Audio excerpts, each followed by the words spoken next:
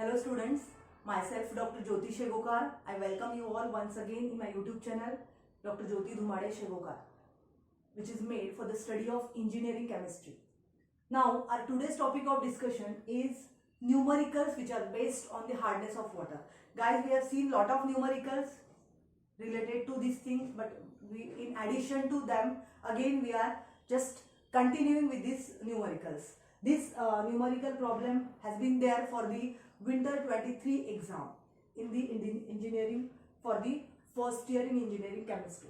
Now just we will see that how to solve it. Calculate the total hardness of water sample which is given, which is having this type of impurities.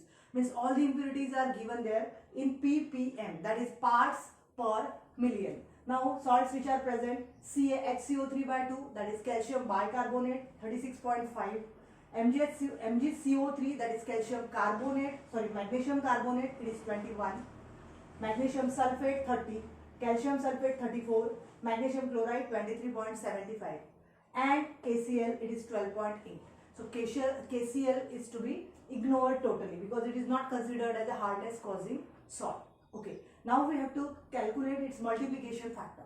So multiplication factors calculation is a very important thing for the calculating CaCO3 equivalent, because all these values are needed into CaCO3 equivalent. We cannot directly add the all these values which are given in ppm and get the total hardness, but we have to calculate its CaCO3 equivalent. Now what is CaCO3 equivalent?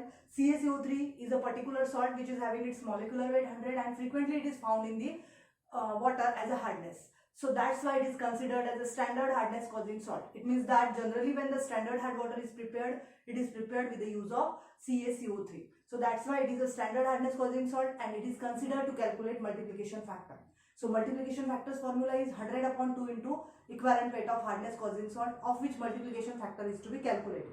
So here we have to calculate multiplication factor of CaHCO3 by 2, that is calcium bicarbonate. So we need to know what is the equivalent weight of CaHCO3 by 2. Equivalent weight is nothing but the formula which is given, molecular weight of that salt upon its valency. Valency means the charge on positively charged ion, which is central metal ion from that molecule itself. That means its equivalent weight is equal to its molecular weight upon 2. Why 2? Because this calcium ion is a central metal ion and it is having its valency plus 2. So that's why we have to divide it by 2. In this way, its molecular weight, if we calculate by adding the atomic weights, atomic weight of calcium is 40, then of hydrogen is 1, carbon is 12, oxygen is 16. So as there are 3 oxygens given, so 16 into 3, that is 48. So if we add this total, I will get the value of 61. 61 into 2, that is 122, and 122 plus this calcium which is there. So by adding this we will get 162. So 162 is a molecular weight of CaHCO3 by 2, and if I want to calculate its equivalent weight, it is to be divided by 2, which is a valency. So I will get a value of 81. So 100 upon 2 into 81, it is just 50 upon 81. In the same way, I have calculated all the equivalent weights of each one. So for the MgCO3 it is 42, so 50 upon 42. MgSO4 is 60, that is 50 upon 60 means 100 upon 2 into 60. In the same way for CaSO4 and MgCl2.